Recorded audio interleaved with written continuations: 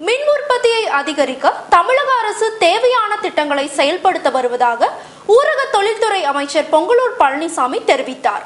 வரும் 2012ஆம் ஆண்டில் தமிழகத்தின் மின்சாரம் உபரியாக கிடைக்கும் என்றும் அவர் கூறியுள்ளார்.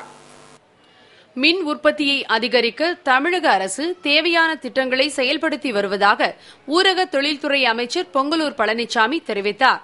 வரும் 2012ஆம் ஆண்டில் தமிழகத்தின் மின்சாரம் உபரியாக கிடைக்கும் என்றும் அவர் கூறியுள்ளார். கோவை, திருப்பூர் மாவட்ட சிறு மற்றும் குறுந்தொழில் முனைவோர் சங்கத்தின் சார்பில் சிஎன்சி லேத் எந்திரத்தினை இயக்குவதற்கான தொழில் பயிற்சி தொடங்கப்பட்டுள்ளது. இதனை தமிழக ஊரக தொழில்துறை மற்றும் கால்நடைத்துறை அமைச்சர் பொங்கலூர் பழனிசாமி தொடங்கி வைத்தார். 1 மாத காலம் வழங்கப்படும் இப்பயிற்சியில் 200 தொழில் முனைவோர்கள் தேர்வு செய்யப்பட்டுள்ளனர். இவர்களுக்கு கணினிமயமாக்கப்பட்ட நவீன எந்திரங்களான சிஎன்சி ஆபரேட்டிங் பயிற்சி அளிக்கப்பட உள்ளது. இப்பயிற்சியின் மூலம் உதிரிபாக உற்பத்தியின் அடுத்த பரிணாம வளர்ச்சிக்கு சென்று உற்பத்தியை பெருக்க முடியும். சிறு மற்றும் குறுந்தொழில்களுக்கு மானிய விலையில் மின்சாரம் வழங்குமாறு காட்மா சங்கத்தினர் கோரிக்கை விடுத்தனர். இவ்விழாவில் பேசிய அமைச்சர் பொங்கலூர் பழனிசாமி, தமிழகம் இந்தியாவிலேயே தொழில்துறையில் முன்னோடி மாநிலமாக திகழ்வதாகவும் இதுவரை கிளஸ்டர் தொடங்க 60 விண்ணப்பங்கள் வந்துள்ளதாக தெரிவித்தார். 13 கிளஸ்டர்களுக்கு அரசு அனுமதி அளித்திருப்பதாகவும், கோவையில் ஒரு கிளஸ்டர் அமைப்பு தொடங்க சிறு மற்றும் குறுந்தொழில் முனைவோர் முயற்சி எடுக்க வேண்டும் என கேட்டுக் கொண்டார்.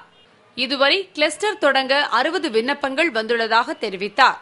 13 கிளஸ்டர்களுக்கு அரசு அனுமதி அளித்திருப்பதாகவும், கோவையில் ஒரு கிளஸ்டர் அமைப்பு தொடங்க சிறு மற்றும் குறுந்தொழில் முனைவோர்கள் முயற்சி எடுக்க வேண்டும் என கேட்டுக் கொண்டார். தமிழக அரசு விவசாயம், விசைத்தறி என பலவிதமான தொழில்களுக்கு இலவச மின்சாரம் வழங்குவதாக கூறிய அவர், வரும் 2012ஆம் ஆண்டு முதல் மின் உற்பத்தி சீரடைந்து தமிழகம் மின் உபரி மாநிலமாக திகழும் என்றார். அப்போது அனைத்து தொழில்களுக்கும் இலவச மின்சாரம் வழங்க நடவடிக்கை எடுக்கப்படும் என்றார்.